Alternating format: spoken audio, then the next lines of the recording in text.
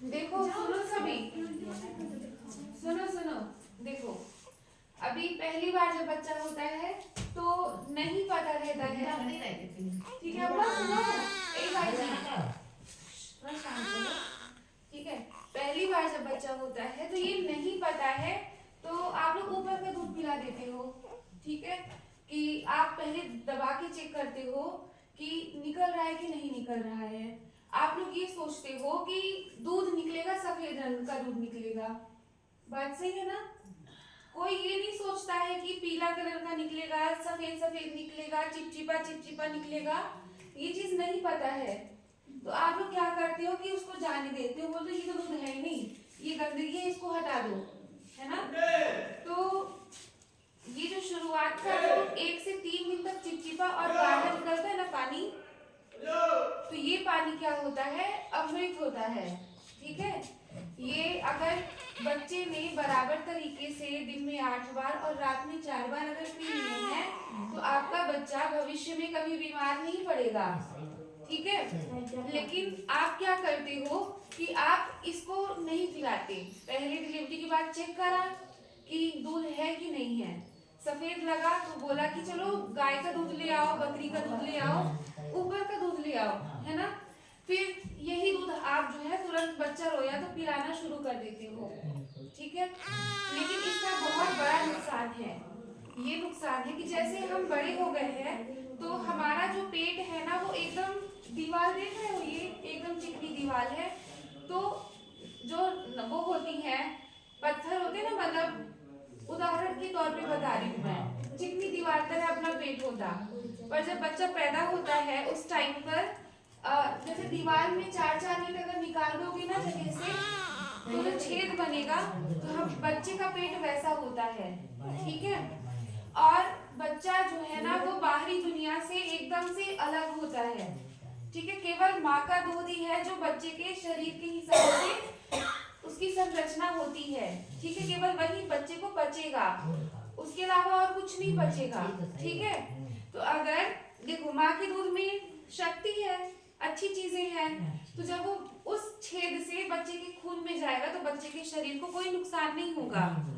लेकिन वही अगर ऊपर का दूध जाता है, गाय का बकरी का दूध जाता है, तो वो शरीर एकदम अलग है ना, वो माँ थोड़ी है उसकी, ठीक है। तो जब वो अंदर जाता है तो वो तरह तरह की बीमारियां पैदा करता है बच्चे में, है ना। तो इसलिए हमें ऊपर का दूध नहीं पिलाना चाहिए, नहीं तो दस्त लगेगा, बच्चे के पेट में दर्द होगा, बच्चे को गैस बनेगी, आपका बच्चा बहुत रोएगा, आप समझोगे नहीं कि इसकी क्या तकलीफ है, बार बार डॉक्टर के यहाँ आओगे, आपका खर्चा लगेगा, है ना। कितनी सारी आप लोगों को समस्याएं होंगी, ठीक है ना। तो इसलिए हमें ऊपर का दूध नहीं पिलाना है। और आप लोग क्या करते हो कि मिक्स दूध करके पिलाते हो। मिक्स दूध का मतलब है कभी माँ का दूध पिला दिया, तो कभी बाहर घूमने जा रहे हो तो बोतल में किसका दूध भर लिया, गाय का दूध भर लिया, बकरी का भर लिया। यही करते हो ना कि जब तक घर में हो तब तक आप पिला रहे हो, लेकिन अगर कहीं बाहर कहीं किसी रिश्तेदार के जा रहे हो, कहीं बैठने जा रहे हो, तो एक बोतल में तैयार कर लेते हो कि भाई गाय बकरी का दूध रख लो, ये दूध पिलाएंगे वहां जाकर के। फिर ऐसे में क्या होता है, ये मिक्सिंग कहलाती है, दूध का मिक्स करना कहलाता है। ये बहुत खतरनाक है।